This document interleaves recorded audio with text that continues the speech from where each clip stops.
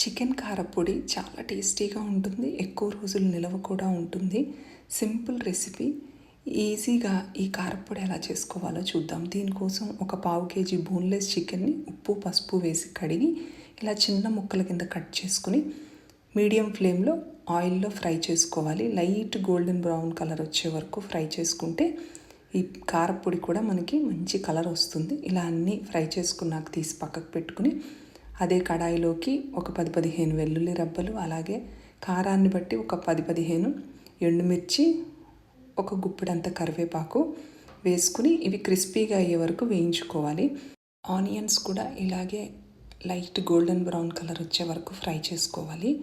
నా దగ్గర ఫ్రై చేసిన ఆనియన్స్ ఉన్నాయి, అందుకే చూపించట్లేదు. మీరు ఆనియన్స్ కూడా ఫ్రై చేసుకోండి. ఒక మీడియం సైజ్ ఆనియన్ అయితే సరిపోతుంది.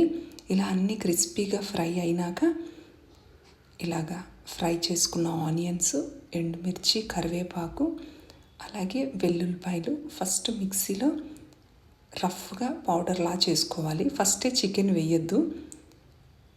ఫస్ట్ ఇంగ్రీడియంట్స్ అన్నీ వేసి ఇందులో ఉప్పు, అలాగే మీకు ఇష్టమైతే చింతపండు, లేదు అంటే నిమ్మరసం యూస్ చేసుకోండి. 1 స్పూన్ ధనియాల పొడి, 1 స్పూన్ గరం మసాలా పౌడర్ కూడా వేసి ఫస్ట్ ఇవన్నీ మిక్సీలో వేసి పౌడర్లా చేసుకోవాలి. తర్వాత చికెన్ పీసెస్ కూడా వేసి పుష్ బటన్ యూస్ చేసి మనం పౌడర్ చేసుకుంటే మన చికెన్ కారపొడి రెడీ అండి. టేస్ట్ మాత్రం చాలా బాగుంటుంది. ఫ్రిడ్జ్లో అయితే చాలా రోజులు నిలవ కూడా ఉంటుంది. దీన్ని పొడి పొడిగా చేసుకోండి, కారపొడిలాగా.